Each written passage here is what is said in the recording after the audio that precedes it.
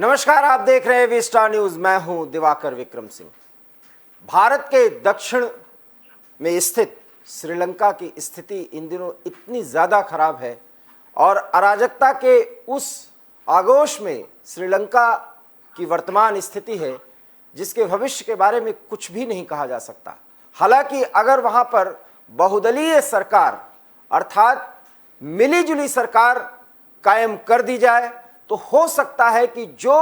सड़कों पर विरोध का स्वर दिखाई पड़ रहा है वो शांत हो जाए और फिर आर्थिक विशेषज्ञों और अंतर्राष्ट्रीय सहयोग की मदद से श्रीलंका की बदहाल स्थिति सुधरे और श्रीलंका की आर्थिक और माली हालत फिर से पटरी पर आए। लेकिन फिलहाल जो स्थिति श्रीलंका की है वो बेहद खतरनाक है। बेहद अराजकपूर्ण स्थिति में श्रीलंका के लोग और श्रीलंका की सरकार आगे बढ़ रही है, जिस पर भारत का भी चिंतित होना स्वाभाविक है। इस वक्त की बड़ी खबर के साथ हम आपको ये बता रहे हैं कि किस कदर श्रीलंका संकट में चल रहा है। श्रीलंका में हिंसक विरोध प्रदर्शन का दौर जारी है और 5 लोगों के मारे जाने की खबर के बीच प्रदर्शनकारियों ने पीएम महिंदा राजपक्षे का घर भी जो हम्बनटोटा में है, हम्बनटोटा एक प्रसिद्ध बंदरगाह है, वहां पर उनका घर है, पैतृक घर, उसको फूंक दिया है। हिंसक प्रदर्शन में सांसद समेत 5 की मौत और 200 से अधिक लोग घायल हो चुके हैं और पिछले एक सप्ताह में स्थिति बेहद खतरनाक हुई है और सरकार उसे कंट्रोल नहीं कर पा रही है। श्रीलंका की खराब हालत को देखते हुए गृह युद्ध की आशंका है और सड़कों पर जिस तरीके से सरकार के पक्ष के लोगों को पीटते हुए आम पब्लिक नजर आ रही है वो बेहद खतरनाक और परेशान करने वाली है। राष्ट्रपति गोटाबाया राजपक्षे की इस्तीफे की मांग प्रदर्शनकारी कर रहे हैं। महिंदा राजपक्षे जो कि प्रधानमंत्री हैं वो इस्तीफा दे चुके हैं। उनके इस्तीफा देने के बाद ही ये स्थिति इतनी खतरनाक हुई है और लोग सड़कों पर उतर रहे हैं। अब आप जानना चाहेंगे कि सड़कों पर लोग उतर क्यों रहे हैं? क्योंकि वहां पर दैनिक जीवन जीने के लिए रोजमर्रा की जरूरत भी श्रीलंका की सरकार, स्थानीय प्रशासन पूरा नहीं कर पा रही है और एक तरह से गृह युद्ध की आशंका व्यक्त की जा रही है और उसमें सरकार के पक्ष से जुड़े लोग और विरोध प्रदर्शन कर रहे लोगों के बीच में सीधे सीधे टकराव की स्थिति पैदा हो रही है, जिसे सुरक्षा बलों को कंट्रोल करने में मुश्किलें आ रही हैं। और सबसे बड़ी बात है कि आपात स्थिति में चल रहा श्रीलंका आखिर में सेना के हवाले पूरे देश को कर दिया जाए, फिर भी क्या वहां की आर्थिक स्थिति सुधरेगी और रोजमर्रा की जरूरत को पूरा करने के लिए श्रीलंका के लोगों को इस तरीके से सड़कों पर उतरकर मारकाट और उधम मचाना पड़ेगा, साथ ही साथ लूटपाट करके अपने घर की जरूरतों को पूरा करना पड़ेगा। अब तो सवाल ये भी है, बड़ा सवाल ये है कि आखिर में श्रीलंका की आज जो स्थिति बनी है उसके पीछे कितना जिम्मेदार है चीन, कितना जिम्मेदार है श्रीलंका की अंदरूनी राजनीति और उससे जुड़े लोग और कितने जिम्मेदार है प्रधानमंत्री जो निवर्तमान हो चुके हैं महिंदा राजपक्षे और किस तरीके से गोटाबाया राजपक्षे को पूरे मामले में आगे आना चाहिए था वो नहीं आ पाए और किस कारस्तानी की सजा भुगत रहा है श्रीलंका, ये सब चर्चा का विषय है जिस पर आप समय समय पर कुछ हल्के फुल्के अंदाज में बातों को सुनते हैं, उन फैक्ट्स को जानते हैं, लेकिन आज हम उस पर विस्तार से चर्चा करेंगे। हमारे पास ऐसे लोग और इस तरीके से विशेषज्ञ हैं जो इस बात को आपको बता सकते हैं कि आखिर में श्रीलंका की स्थिति ऐसी हुई क्यों और इस स्थिति से श्रीलंका किस तरीके से निकल सकता है, क्या आधार है। 2 प्रमुख कारण है जिसमें कि कोरोना की भूमिका मुख्य है और चीन से जिस तरह से नजदीकी बढ़ा करके आसान शर्तों पर कर्ज लेकर के श्रीलंका पूरे दुनिया को अपनी ताकत, अपनी आर्थिक ताकत को दिखाना चाहता था, वो उसमें तो सफल नहीं रहा। लेकिन आज श्रीलंका की बदहाली और बेकारी और वहां की आर्थिक स्थिति जिसमें उनका जीडीपी का स्तर, पर कैपिटा इनकम सब कुछ तबाह हो चुका है और इन्फ्लेशन अर्थात मुद्रास्फीति की दर 21% से भी अधिक है। अर्थात आप कह सकते हैं कि अंतर्राष्ट्रीय मानकों पर और अंतर्राष्ट्रीय आर्थिक मंच पर श्रीलंका की स्थिति बद से बदतर हो चुकी है। कैसे सुधरेगी ये स्थिति, क्या कारण है और भारत की भूमिका क्या हो सकती है, उन सभी आर्थिक और राजनीतिक पहलुओं पर, राजनयिक पहलुओं पर हमारे साथ बातचीत करने के लिए राहुल लाल, जो युवा है लेकिन राजनीतिक आर्थिक मामलों के विशेषज्ञ हैं, दुनिया के तमाम बड़े चैनल्स पर और अखबारों में अपनी राय समय समय पर देते रहे हैं। राहुल जी, आपका बहुत बहुत स्वागत। राहुल जी, क्या आप मुझे सुन पा रहे हैं? हाँ, बिल्कुल आपकी आवाज। राहुल जी, ये जो स्थिति श्रीलंका की फिलहाल बनी है, अब क्या कहा जा सकता है कि श्रीलंका जा किधर रहा है? श्रीलंका अभी तक जो वहां पे सुधार के कुछ बड़े कदम होने चाहिए वो कदम अब तक नहीं उठाए गए। आपने काफी अच्छा चीज कहा कि देखिए हिंसा के बीच में सुधार के कदमों को उठाना भी बड़ा मुश्किल चीज है। तो वहां पे अगर कोई सर्वदलीय सरकार स्थिति बन जाए कुछ और आर्थिक विशेषज्ञों के हाथों में कमान दे दी जाए, तभी इस समस्या के समाधान की तरफ हम लोग देख सकते हैं कि इसका समाधान निकल सकता है। दो तीन चीजें देखिए श्रीलंका के मामले को समझने के लिए। ये श्रीलंका का जो मामला है वो काफी गंभीर मामला है। उसमें जो आपने दो कारण बताए कि एक तरह से कोरोना का मामला रहा और चीन का मामला, मैं कह रहा हूँ कि कोरोना का मामला एक तरह से सेकेंडरी मामला रहा। मामला जो चीन का मामला है वह सबसे सर्वप्रमुख कारण रहा। उसने ही वहां की जो एक पूरी आर्थिक जो जड़ है, जो एक तरह से पूरी आर्थिक गतिशीलता जो है उसकी तोड़ दी। हम लोगों को देखिए, अगर कुछ हम लोग वर्ष पहले चले जाएं, देखिए चीन की नीति क्या है थोड़ा, चूंकि ये एक ऐसा मामला है जिसके बाद से श्रीलंका की स्थिति को देख के दुनिया भर के वो तमाम देश जो चीन से जो है कि लोन लेते हैं, चीन से कर्ज लेते हैं, वो छोटे देश जो चीन के कर्जाल में फंसते हैं, उनके लिए श्रीलंका सबसे बेस्ट उदाहरण है उनके लिए। देखिए हम लोगों को याद है कि हम्बनटोटा बंदरगाह जहां से कि चीन की शुरुआत होती है, उसने वहां पे काफी ज्यादा निवेश कर दिया और वो एक तरह से ऐसा बंदरगाह था जो कि व्यावसायिक दृष्टि से कोई बहुत ज्यादा उपयोगी नहीं था श्रीलंका के लिए, लेकिन उसके बावजूद चीन उसमें काफी ज्यादा निवेश कर रहा था। और वो निवेश की स्थिति हम लोगों ने शुरुआत के समय ये देखी कि अंततः उसके पैसे भी श्रीलंका को वो देने में सक्षम नहीं था और अंततः उस बंदरगाह के ऊपर चीन का कब्जा हो गया था और वो बंदरगाह चीन के पास चला गया।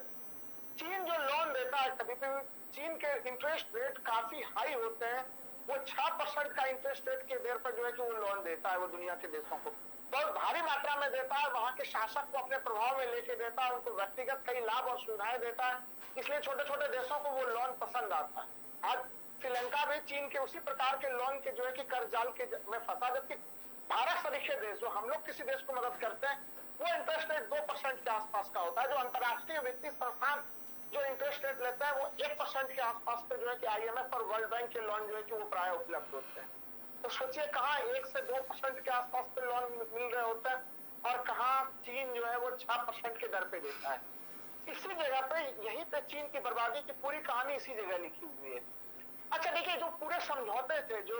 राजपक्षे परिवार ने जो चीन के साथ समझौते किए, वो समझौते भी इतने गोपनीय थे कि अब जैसे जैसे श्रीलंका का ये पूरा संकट सामने में आ रहा है, श्रीलंका का संकट है क्या, एक तरह से उनका पूरा विदेशी मुद्रा भंडार समाप्त हो गया।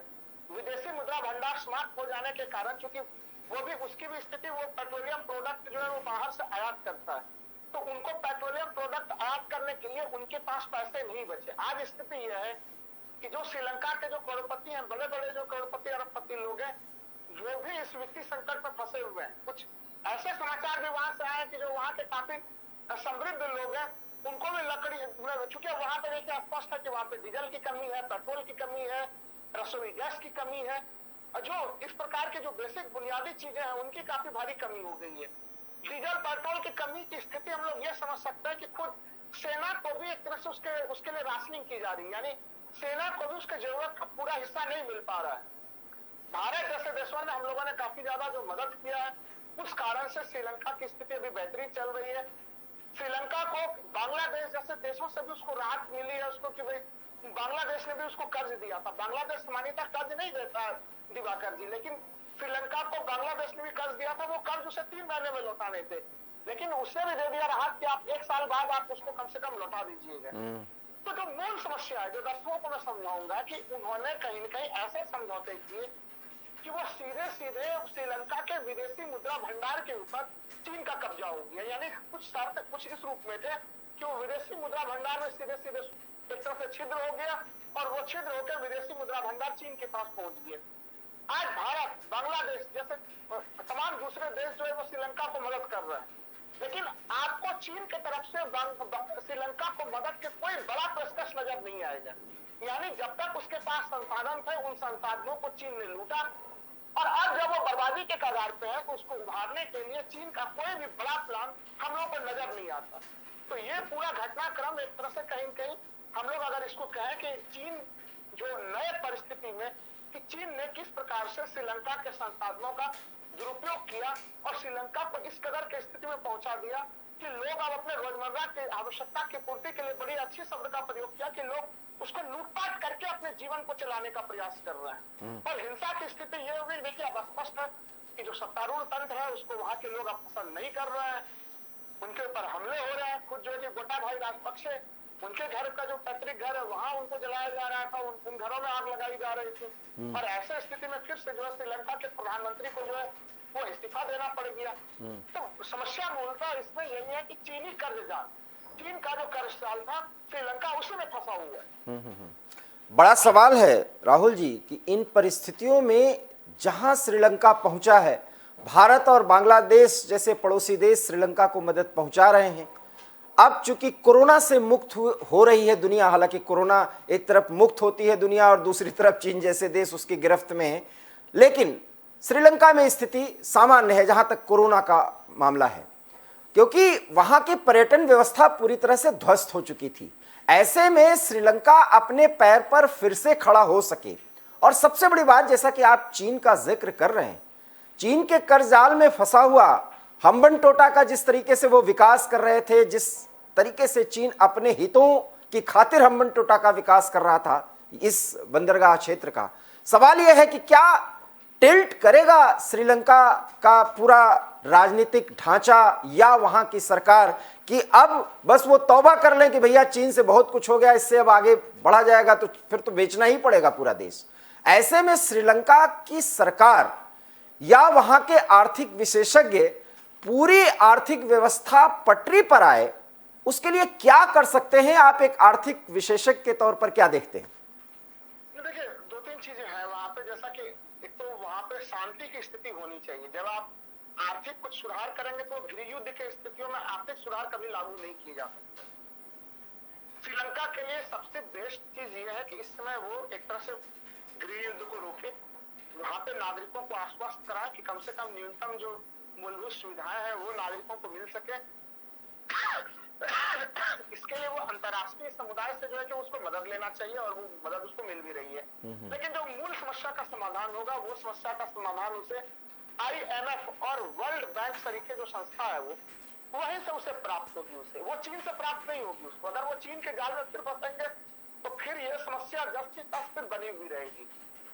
और वहां की जनता भी संभवतः इसे अब स्वीकार नहीं करेगी। सवाल तो ये है राहुल जी कि अगर वो IMF के गोद में जाते हैं या वर्ल्ड बैंक से बात करते हैं, ठीक है, 2% या आसान किस्तों पर वो सहायता देंगे, वो लोन कर देंगे,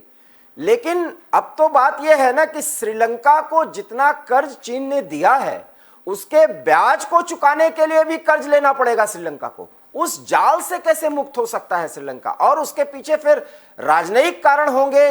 किसी न किसी तरीके से श्रीलंका को चीन से एक दूरी बनानी होगी, दिखाने के लिए ही न सही, और पूरी दुनिया के साथ श्रीलंका को जुड़ना पड़ेगा। राजपक्षे सरकार तमाम आश्वासनों के बावजूद जो कि उस भारत को देता रहा, वो टिल्ट करता रहा। उसकी राजनीति जो है, उसके आर्थिक जो सुधार जिसको वो सुधार कहता था, और जबकि आर्थिक स्थिति बेहद स्थिति उनकी अच्छी हुआ करती थी, उन परिस्थितियों में चीन की ओर वो झुक गए। अब करेंगे क्या कि वो चीन को भी साध पाएं, और साथ ही साथ, क्योंकि साधने की बात मैं इसलिए कह रहा हूं राहुल जी, क्योंकि इतना कर्ज वो ले चुके हैं कि अब कर्ज तो चुकाना दूर, उस कर्ज के ब्याज को चुकाने के लिए उनको कर्ज लेना पड़ेगा। बिल्कुल आप सही कह रहे हैं और यही चीन की रणनीति होती है। जब हम लोग कहते हैं कि चीन का कर्ज जाल, तो चीन यही की चाहता है कि जो सामने का देश है वो इतने ज्यादा कर्ज में डूब जाए कि वो उसे ब्याज चुकाने की हालत में भी ना बचे। जब आप ब्याज नहीं चुका पाएंगे तो स्पष्ट है कि आपको अलग अलग हिस्से, आपको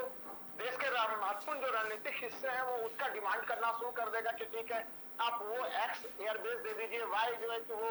नेवल वाला क्षेत्र है वो हमें दे दीजिए, वो बंदरगाह दे दीजिए। तो इस प्रकार के डिमांड वो कहीं न कहीं अपने सुरक्षा से संबंधित रणनीतिक जरूरतों वाला हिस्सा जो है वो आपसे डिमांड करके वो लेना शुरू कर देता है और धीरे धीरे एक तरह से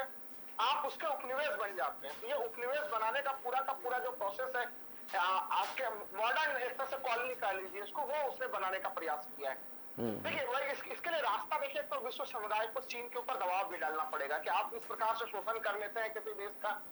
और इस प्रकार के गोपनीय आप समझौते करते हैं और जो वहां की नई सरकार बने सबसे पहले उनके लिए आवश्यक है कि उस प्रकार के कई सारे समझौतों को वो दुनिया के सामने में रखे कि वो समझौते थे क्या। अभी भी वो कुछ समझौते ही दिवाकर जी बाहर जो है कि वो प्रकाश में आए हैं जिसमें सीधे दिख रहा है कि वो पैसे किस रूप में चीन के पास जा रहे थे वहां पे।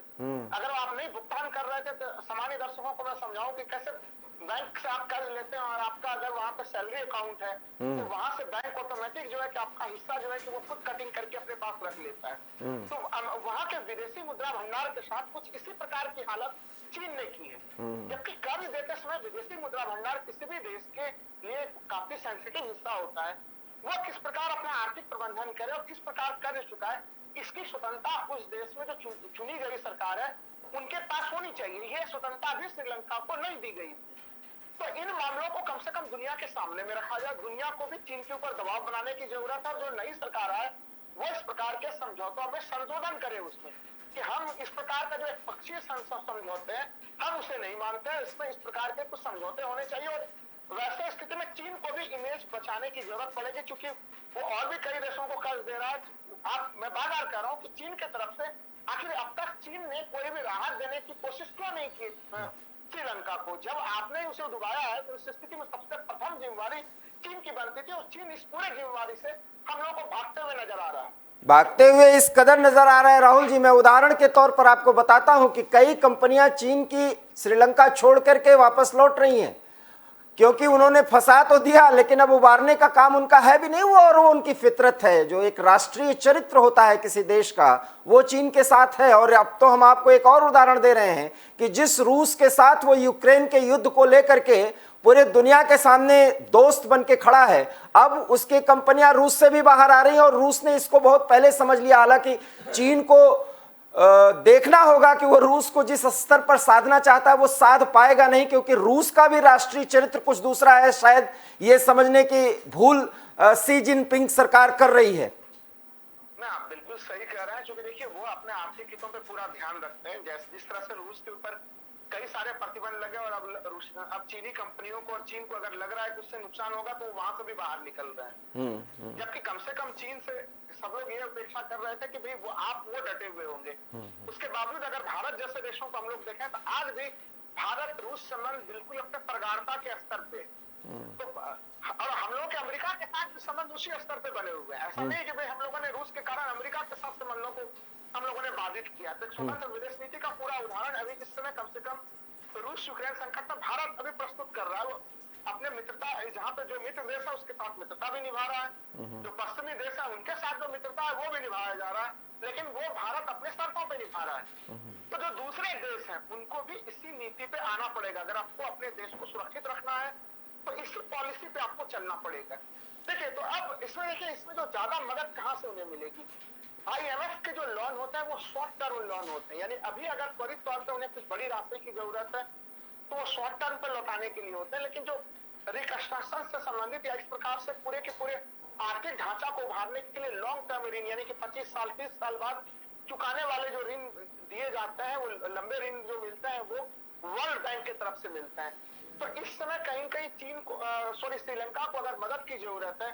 तो वर्ल्ड बैंक से एक तरह से लॉन्ग टर्म लोन की जरूरत है, नंबर 1। और नंबर 2 की कहीं कहीं जो चीन के साथ उनके समझौते हैं उन समझौतों में सख्त तौर पर अब उन्हें कहना पड़ेगा कि हम इसमें संशोधन करने जा रहे हैं, आपके पैसे लौटाए जाएंगे लेकिन अभी हम त्वरित तौर पर नहीं लौटाएंगे। अगर बांग्लादेश तैयार है कि आप हमारा पैसा अभी त्वरित तौर पर ना लौटाएं तो फिर आखिर चीन को क्यों नहीं वो तैयार होगा कि ये दबाव अब वहां पे बनाना पड़ेगा। इसके लिए आवश्यक है कि श्रीलंका में कहीं कहीं वहां पे गृह युद्ध की स्थिति खत्म हो, समाप्ति की स्थिति हो, जैसे कि जो पूरा घटनाक्रम अभी वहां पे हिंसा का घटनाक्रम घटा है, वहां पे लोग शांतिपूर्ण प्रदर्शन कर रहे थे, लेकिन महिंद्रा राजपक्षे के जो समर्थक थे उन लोगों ने शांतिपूर्ण प्रदर्शनकारियों के ऊपर हमला करना शुरू कर दिया, और उसके कारण से देश में जो शांतिपूर्ण स्थिति थी वो हिंसक वारदात में बदल गई, और जिसमें कि सांसद तक की जो थी मौत हुई, वो भी लोगों के जनता के हमले में मारे गए। तो ऐसे सिचुएशंस में फिर आप आर्थिक स्थिति आप नहीं सुधार सकते, तो इन स्थितियों को उन्हें नियंत्रित करना पड़ेगा। अगर लोगों में काफी ज्यादा आक्रोश है तो राजपक्षे परिवार को अगर कॉन्फ्रेंट उनको नहीं रहना है तो कॉन्फ्रेंट ना रहे, वो सर्वदलीय सरकार बनाए, जैसे कि एक तरह से महिंद्रा राजपक्षे ने इस्तीफा दिया, एक अच्छा कदम है ये। गोटाभाई राजपक्षे किस रूप में अब अगला कदम उठाते हैं वो देखने की जरूरत होगी, क्योंकि बाकी वो मंत्रिमंडल का कई बार वो मंत्रिमंडल को भंग कर चुके हैं दिवाकर जी, और कई बार फिर से उस मंत्रिमंडल को वो उसमें नए कुछ लोगों को जोड़ के, कुछ पुराने लोगों को जोड़ के फिर से वो उसका गठन कर चुके हैं, लेकिन वो लोगों का विश्वास अब तक नहीं जीत पाए, क्योंकि मैंने पहले ही कहा कि लोगों के विश्वास जीतने के लिए ये बड़ा ही आवश्यक है कि आप लोगों को कम से कम जो उनकी न्यूनतम बुनियादी सुविधाएं, कोई लग्जरियस चीज नहीं डिमांड कर रही है वहां की जनता, रोजमर्रा की जो दैनिक वस्तुएं हैं उसकी डिमांड कर रही है, वो डिमांड को कैसे उसको सुनिश्चित किया जा सके उसके लिए उन्हें कदम उठाने की जरूरत है। और भारत ने इस मामले में काफी ज्यादा सहयोग किया है, भारी मात्रा में डीजल और पेट्रोल की पूरी सप्लाई जो है वो श्रीलंका को भारत की तरफ से अब मार्च के अंतिम समय से ही, एक तरह से 20 मार्च के बाद से ही भारत की तरफ से शुरू कर दी गई है, और उसी के कारण से कम उनके जो रक्षा प्रतिष्ठान है, तमाम उनकी जो सेना है, उनको जो है डीजल पेट्रोल की आपूर्ति वहां पे उन्हें प्राप्त हो पा रही है। नहीं तो आप सोच के देखिए कि उनकी स्थिति ये थी कि वो अपने आर्मी का मूवमेंट कराने में भी सक्षम नहीं थे अपने ही देश के भीतर। आपने भारत का जिक्र किया और भारत किस तरह से सहयोग कर रहा है इसके बारे में हम एवी स्टार न्यूज पर बराबर जिक्र कर रहे हैं, और जिस हम्बनटोटा को लेकर के ये बंदरगाह क्षेत्र है, तटीय क्षेत्र है, और इसी का विकास चीन कर रहा था, और इसको अपने माल से पाटने के लिए, आवागमन के लिए और श्रीलंका के आर्थिक विकास के लिए बड़े सपने दिखाए थे चीन ने, और बड़े भारी मात्रा में उन्होंने कर्ज दिया था, और लोन का जो इंटरेस्ट रेट था, जैसा कि राहुल जी ने बताया कि बहुत अच्छा खासा बड़ा वो पैकेज था, और उस पे जो लोन का इंटरेस्ट रेट है उसको चुकाना बेहद मुश्किल है इस समय श्रीलंका के सरकार के लिए। जरूरत इस बात की है कि वहां पर बहुदलीय सरकार, सर्वदलीय सरकार माफ करिएगा, बनाई जाए, और गोटाबाया राजपक्षे को भी अब इस्तीफा देना पड़ेगा, क्योंकि जो सूरत हाल है आप हमारे स्क्रीन पर देख रहे हैं कि क्या सूरत हाल है पिछले एक सप्ताह में, और किस तरीके से 5 लोगों की मौत हो चुकी है, कई सांसदों के घर फूके गए हैं, खुद निवर्तमान प्रधानमंत्री को भी अपना घर बचाने के लिए मशक्कत करनी पड़ी, वो नहीं बचा पाया, उसको फूंक दिया। सड़कों पर श्रीलंका सरकार के समर्थक और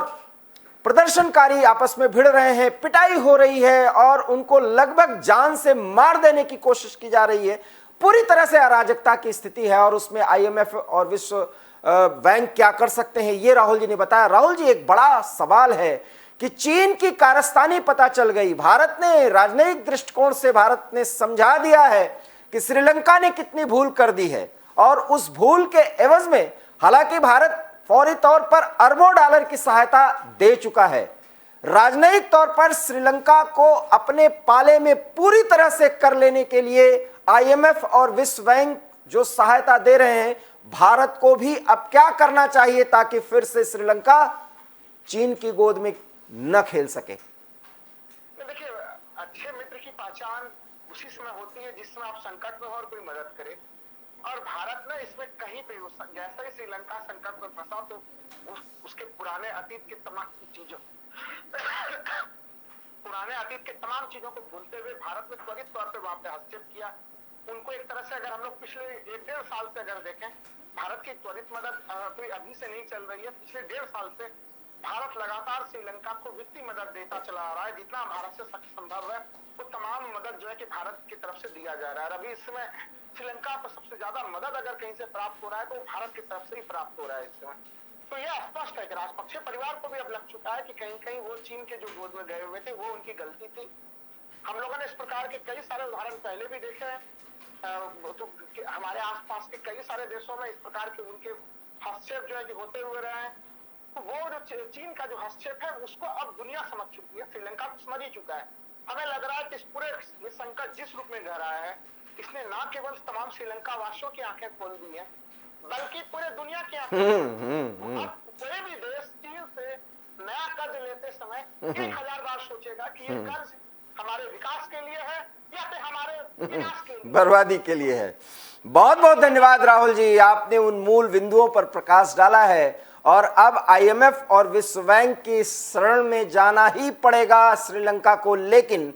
भारत जैसे पड़ोसी देश की मदद की दरकार है और भारत ऐसा कुछ कर रहा है पिछले 1 से 1.5 साल तक। और इधर एक पखवाड़े में भारत ने पूरी तरह से तत्परता और सक्रियता दिखाई है अपने इस पड़ोसी की माली हालत को फिलहाल थोड़े बहुत पटरी पर लाने के लिए। हालांकि भारत की सहायता से ये सब कुछ नहीं हो पाएगा। बांग्लादेश भी बहुत कुछ प्रयास कर रहा है, लेकिन श्रीलंका का जो कुछ भी हश्र हुआ है, जो स्थिति परिस्थिति पैदा हुई है, किस कदर चीन ने श्रीलंका को बर्बाद किया है, ये अब पूरी दुनिया को देखना पड़ेगा, खास करके दक्षिण एशिया के उन देशों को